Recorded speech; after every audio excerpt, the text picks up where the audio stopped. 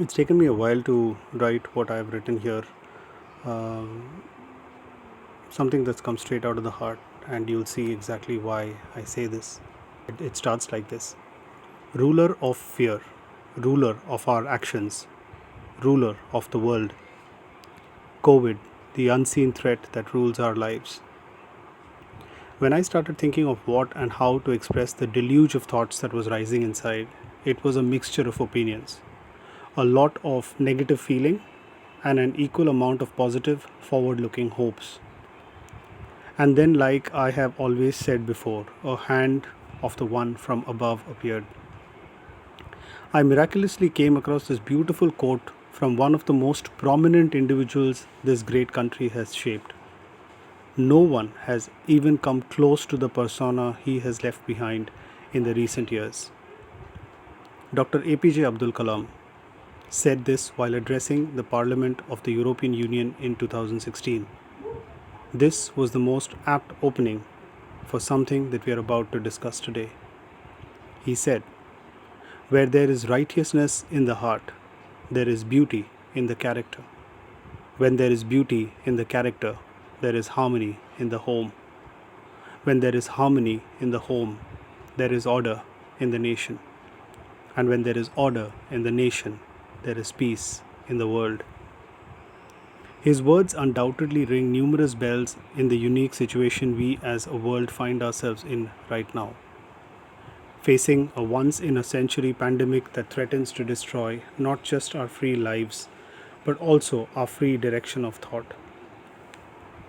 All our progress, all our arrogance, all of our pride finds itself kneeling before an unseen, unheard of virus that does nothing more than giving us a cold.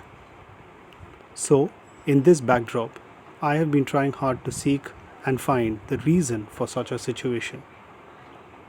It is so well said that knowing the reason prompts the adoption of the right medicine. It took over a year and a lot of interaction with people and effective discussions with numerous individuals that I realized that the situation we find ourselves in is instigated by fear. A fear of the known and equally of the unknown. Fear has always been an effective tool to drive the world into a direction that certain individuals would like them to be in. Religion has had plausible history of doing that, whereas nowhere in scriptures does it say that God is an eternally punishing being. But we have still always been scared. Our self centered capitalist organizations have been doing it for self growth and priding on how well they have made fools out of the rest of society through their rising stock prices. And most of all, one genre that have used both these categories to instill fear and misinformation for their own hot seats are undoubtedly our politicians. Our current situation isn't very different either. COVID is undoubtedly man made, and there is enough evidence to prove that it is man managed too. All in the circle of the know of this pandemic seem to be using it to their own advantage, without bothering about the consequence this will have on the rest of the people. Here, I would like you to read as state, country, and the world. It's no more which country is better. It's more about which government can exploit its people more. And the funniest thing is, all this seems to be getting done for money, fame, and an inert attempt to create a legacy. I can't see a more humoristic phenomenon than this. Of all the things in this world, money. So, this is the problem. Is there really a solution for this pandemic? Yes, there is, and a simple one at that. It's the solution that is simple, not the implementation of it.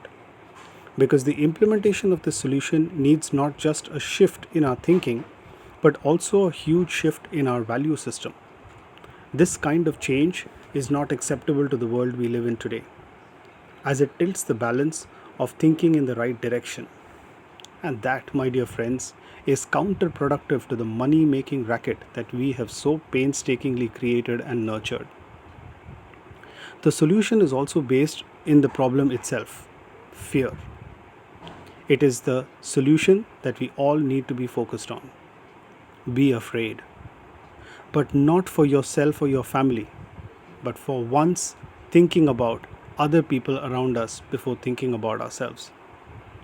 I'm reminded of this great looking digital pamphlet that our local corporator forwarded to us. It read, I wear a mask for you, you wear a mask for me. We wear it to save each other. So, is this something we didn't know about? Of course not. We all know it's true. Then why the shame to implement it? The reason is that it demands us to put the other person ahead of our own self, and that is unthinkable in today's time. But undoubtedly, our solution lies in this simple rule. I am afraid that my negligence will result in an adverse situation for you, and maybe the little risk that I take is for the betterment of my fellow beings. This intention will go miles in the betterment of society. But as I have said before, I'm not here to pull holes in our society. And the reason why I don't want to sound so negative is that in the same time where we as society have stooped to new lows, there have been multitudes of people who have been quietly and unnoticeably working for the betterment of other people. Many of these people have taken oaths and are therefore bound to the hazards that their professions carry. But it doesn't negate the fact that they are doing a fantastic job in keeping the rest of us safe and healthy. I won't name any profession here because it will take away the glory of the work they do. So let me just take this opportunity to express our gratitude to each and every person who is working to make this situation any better. So the key question is, where are we going? How far do we want to travel? And an important milestone to understand that is to determine at what juncture are we as a nation firstly, and then how can we complement the growth of the world in the right direction looking forward. These are some extremely important questions that will determine the coming of age of this great nation in this thoroughly confused world that has picked up all the wrong parallels and are racing towards the wrong goals. Let's for one look at COVID as a renovation of our key priorities, a rewriting of our value systems. Actually, we don't need a rewriting, we just need a realignment of the age-old values that we have been holding on to.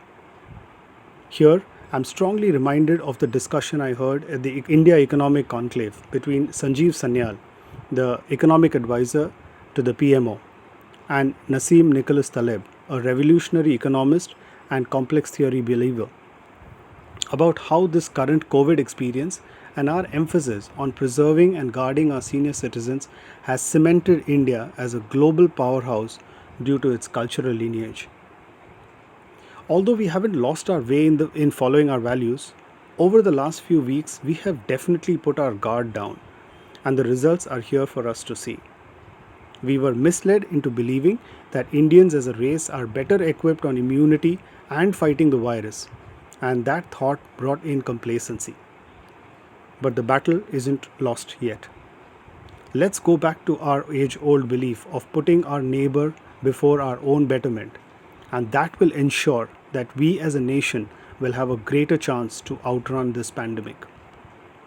In my conclusion, I take a note from a good journalist, Mr. Shekhar Gupta's presentation that I heard a couple of days back. He quoted Sant Kabir in saying, Nindak niyare rakhiye, आंगन कुटी चवाए, बिन पानी साबुन बिना निर्मल करे स्वभाव. It translates to keep your critics near you and listen to what they are saying. They can cleanse you without water and soap. I target these words to our political leaders who are fortunately or unfortunately the only hope and the chance we have against this pandemic. Keep critics close to you in these times of confusion. Don't lose hope. But their presence of these critics will help you keep your guard and you will not take reckless and obviously devastating decisions of holding political rallies and melas at a time when numbers were steadily rising and the situation getting more and more grim, thus putting other people's lives in danger despite knowing that the situation was getting out of hand. They will also give you the courage to accept the mistake and admit the slip. Let us for once forget political differences and petty politics and focus on winning the pandemic over. Let's rise, India, into a new dawn that this pandemic will leave us at. Pick up those pieces and build a more caring and robust future for our generations to come. May our faith together bless India. Jai Hind.